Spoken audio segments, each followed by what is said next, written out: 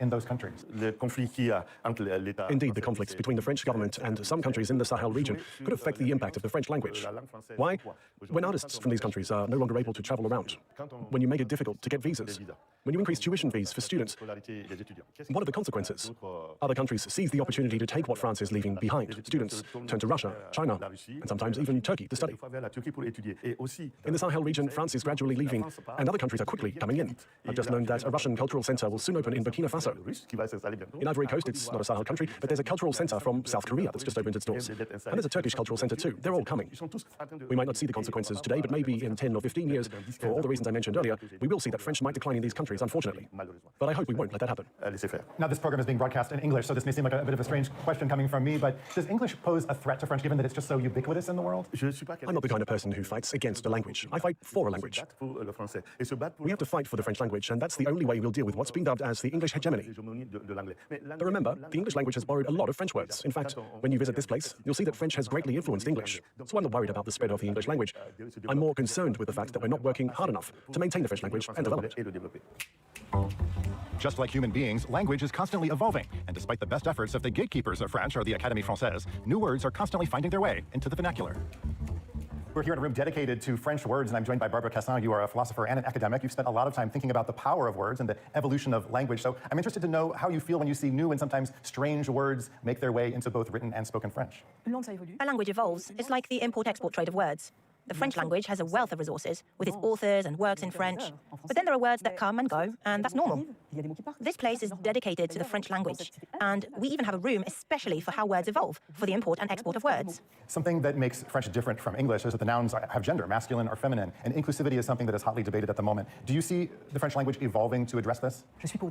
I'm in favor of reducing gender inequalities. However, I don't think that inclusive writing is a good way to achieve that. To me, inclusive writing is nothing more than writing. I define inclusive writing as it defines itself. With a masculine noun, you add a mid-dot, then the feminine ending, mid-dot, and an S for plural. In other words, you can't speak it. I find it a real shame, senseless and ugly to separate the written from the spoken language. I think that inclusive writing is not readable, so I don't use it. And in my view, that has nothing to do with the feminization of job titles, which is undoubtedly interesting, and each feminization should be discussed. I believe we should support the feminization of the end of words, for example, when all the nouns are feminine, but when they're combined with one masculine noun, everything turns masculine, and that bothers me. And it wasn't actually the case in the 16th century. The way we communicate has changed a lot. We text message now, we use social media, slang is always evolving. Do you think the quality of both written and spoken French is declining? Some might say that everyday spoken French language has evolved negatively with social media, spell check, text messages, and so on. But we always say things were better before, and I don't think that's necessarily true.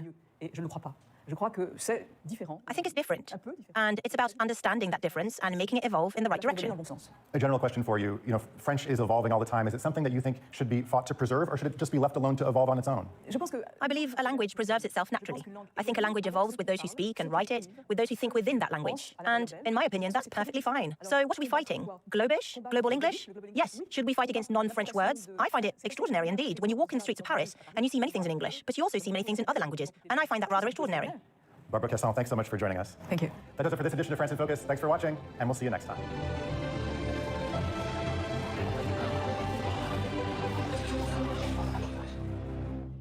I'm Dave Keating, and I bring you all the latest news from Europe's capital, Brussels, Belgium, from here at European Union summits to NATO meetings strategizing Europe's defense, here on France 24. Dave Keating, one of the 200 France 24 correspondents around the world.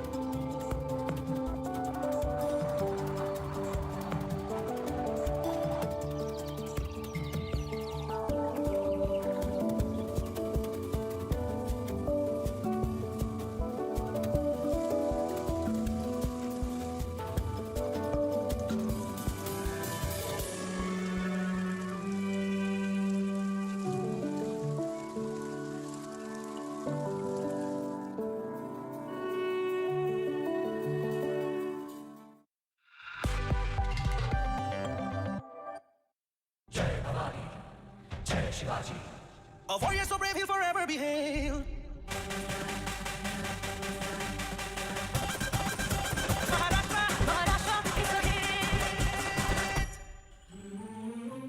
Rashtra-Tourism.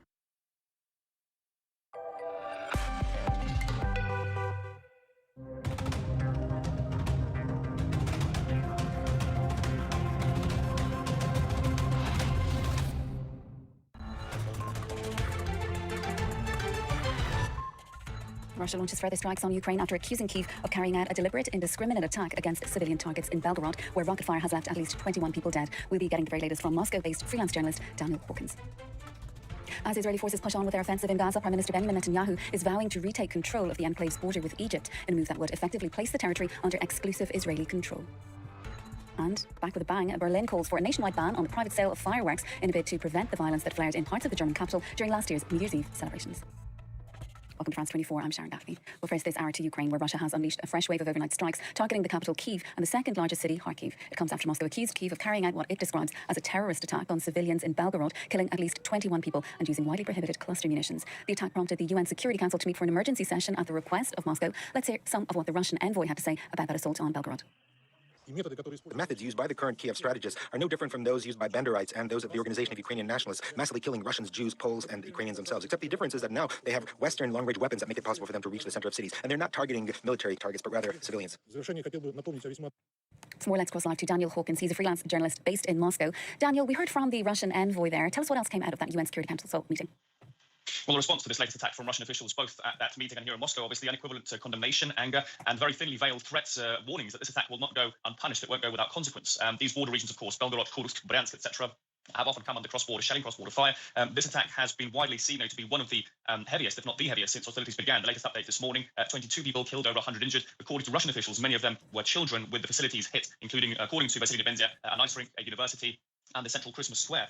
The officials there laying the blame, of course, directly on Ukraine for this attack, but also on Ukraine's Western allies, saying that countries like the US, the UK, and the EU need to see where their funding, where their support, where their weapons are going. And that, according to the Russian side, is to what they describe as the Kiev regime, which is targeting these civilians indiscriminately. Now, Ukraine has not commented directly on this attack. The Kiev government very rarely does, but they have said that as long as Russian troops remain in Ukraine, and this was echoed by Ukraine's Western allies as well, that as long as Russian soldiers remain on Ukrainian soil, people will continue to suffer, and that Russia has the power to end this conflict, to end the war by withdrawing from Ukraine, something which was, of course, dismissed by Russian officials. And Daniel, is this escalation in attacks that we've been seeing from Russia in recent days, is it being viewed as part of a strategy by Putin to further demoralise Ukraine and perhaps push it to the negotiating table?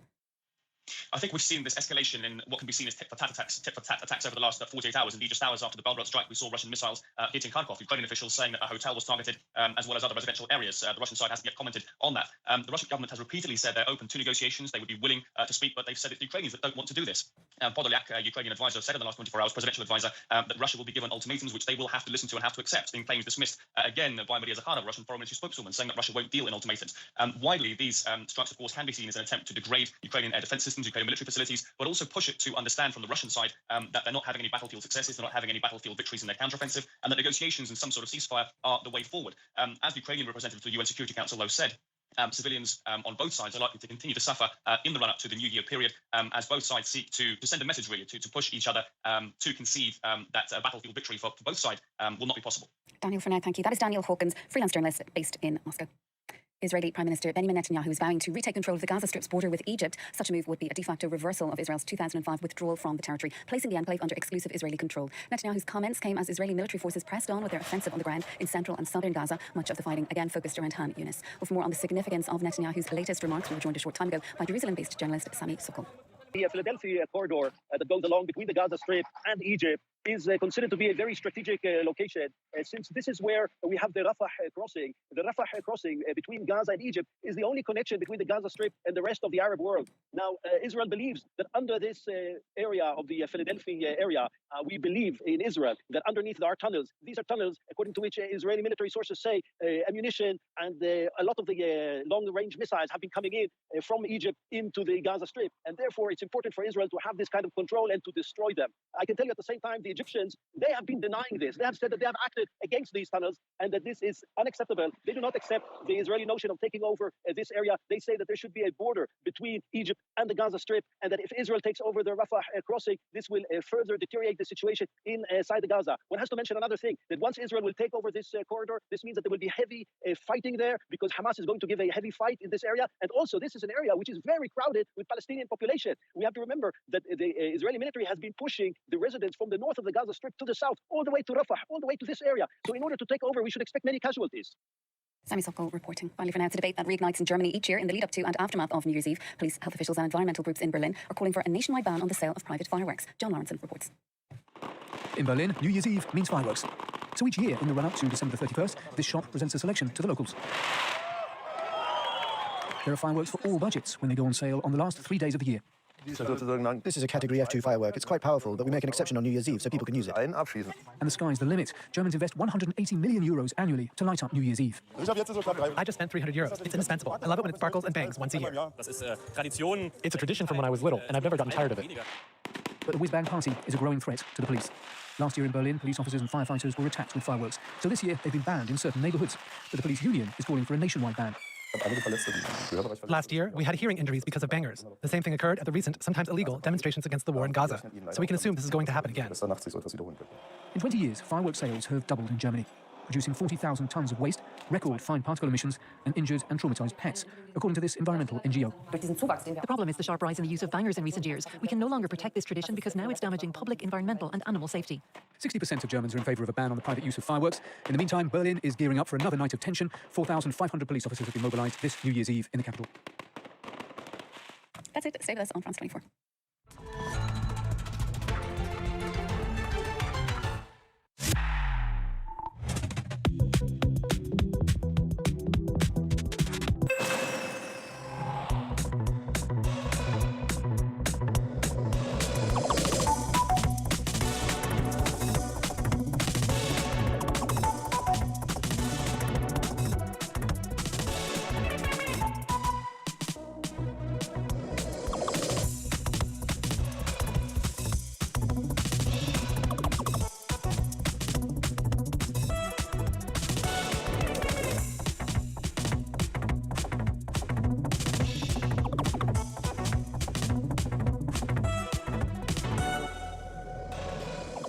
We can be second as well. And winning, we can be first, so it can be the way we have to do what we can control. It's not time to look at other teams. You see how difficult it is for other teams yesterday and today, and it's going to continue to be that because the level of the league is incredible.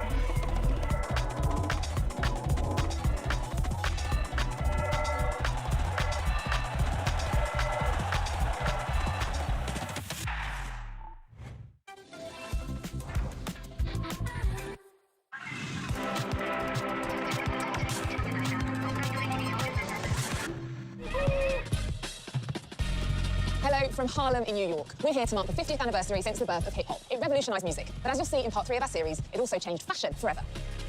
Hip-hop and fashion have been linked ever since the music started at the block parties in the Bronx in the 70s. As a voice for the marginalised, its look mattered as much as its sound, partly as an expression of self-identity, partly a shorthand for success.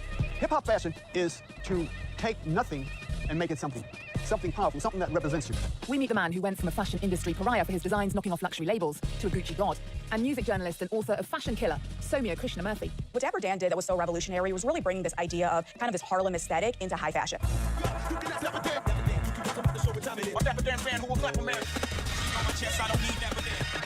I am hip-hop.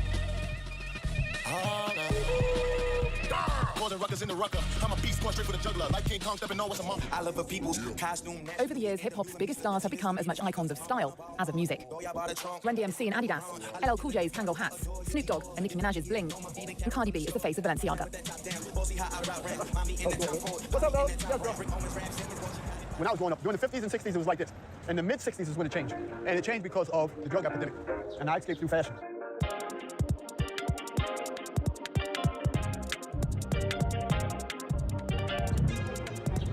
What was it like in Harlem growing up in the 50s and 60s? We have a saying, so goes Harlem, so goes the whole black world.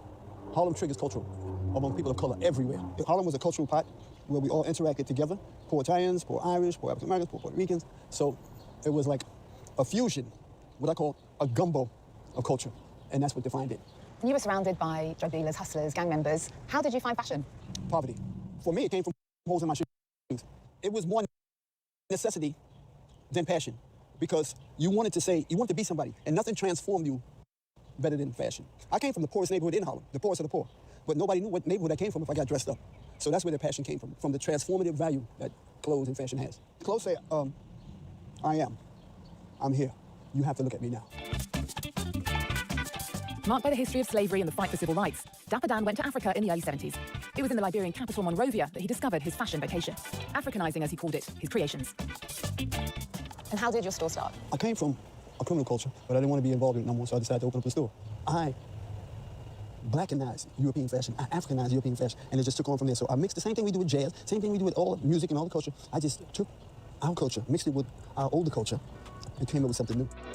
Dapper Dan loved luxury, but the fashion houses weren't making clothes that catered to black people, so he decided to make them himself. He set up his boutique on 125th Street in Harlem in 1982, in the midst of New York's crack epidemic. It was open 24/7 to cater to the schedules of his clientele, gangsters and hustlers, and later famous athletes like Mike Tyson, and musicians like Salt and Pepper, Run DMC, and LL Cool J. First, he focused on furs, silks, and alligator skins. But when a local drug dealer came in with a Louis Vuitton pouch, Dap realized the power of the logo. In the same way that sampling was rife in the music, so it became in hip-hop fashion. By producing his own Fendi, Gucci, and Louis Vuitton prints, Dap built an unlikely fashion empire, which defined the look of hip-hop in the 80s and 90s. One day, one of the gangsters came, the number one gangster in Harlem, Jack Jackson. He was a major figure in the underground crime. So he's pulling all these $100 bills out of this Louis Vuitton pouch, everybody getting excited, and it dawned on me. I said, if they're that excited about that $5 worth of vinyl, imagine if I can get them walking around looking like luggage. And that gave birth to what I'm known for today is logomania, the cross, the ankh, the Star of David. I say symbolism is so important. So I took a brand, and it became my brand. And I took another brand, and that became my brand. And I took another brand, and that became my brand. So I had all these brands, so I was the brand man. Everyone in hip-hop loves logos, and I think it's very much like a badge of honor. And you have to remember, if you go back to a lot of the roots, a lot of times people couldn't afford it. So to be able to put on something like a Gucci or Louis Vuitton, the C's of the House of Chanel, it shows that you're able to buy something and wear it in a way that isn't expected of you. You didn't call it knockoff, did you? You called it something No, else? it wasn't knockoff because a knockoff is when you buy something that's made exactly like the company is selling. But I do what our culture do. I'm not here